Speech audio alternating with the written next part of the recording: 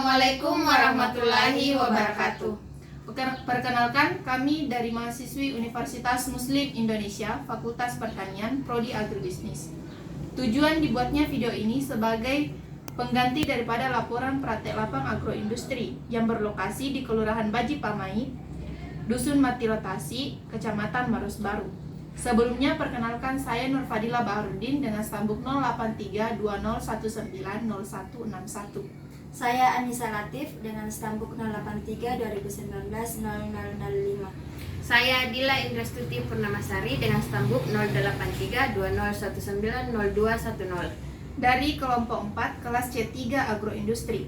Baiklah, sesuai dengan hasil data kuesioner praktek lapang agroindustri yang dimana dilaksanakan pada tanggal 14 April 2022 bertempat di Kelurahan Baji Pamai, Dusun Matirotasi, Kecamatan Maros Baru. Adapun identitas responden bernama Haris, umur 25 tahun, pendidikan terakhir SMA, lama usaha penggilingan beras selama 2 tahun dan memiliki 2 penggilingan. Selain dari Kelurahan Baji Pamai, Pak Haris hanya mendapatkan sumber bahan baku atau gabah dari kampung sekitaran dekat pabrik saja, dikarenakan terbatasnya mobil untuk mengangkut hasil dari petani luar daerah atau kampung. Penggilingan beras Pak Haris beroperasi hanya 1 kali seminggu, mengingat pabrik hanya ramai di kala panen raya saja.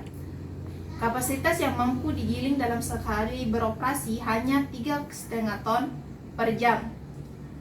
Gabah yang diperoleh pada saat panen atau musim tanam sebelumnya hanya 200 ton, yang bersumber dari sekitaran kampung.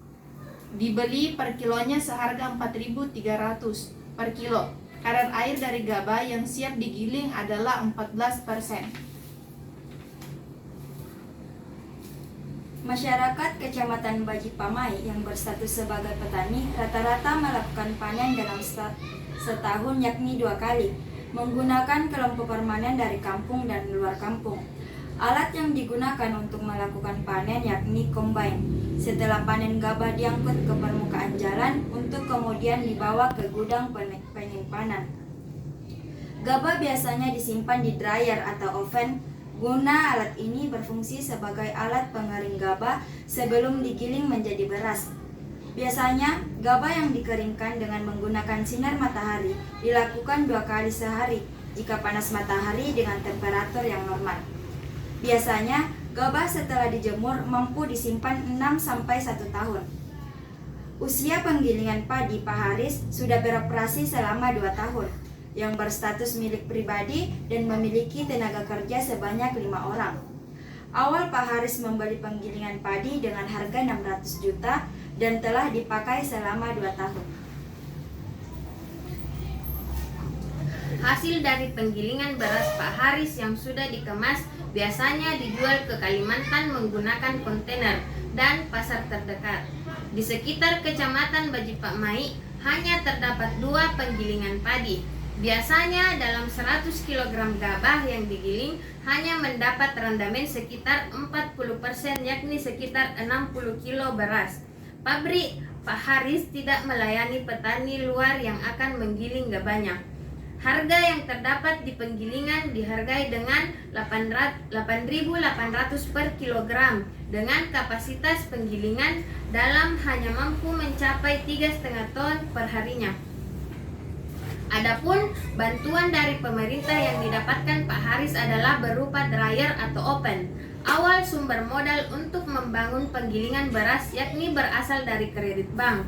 Selama pandemi, penggilingan Pak Haris mengalami kendala penjualan dikarenakan pasokan beras yang kurang sehingga tidak lancar melakukan penjualan beras.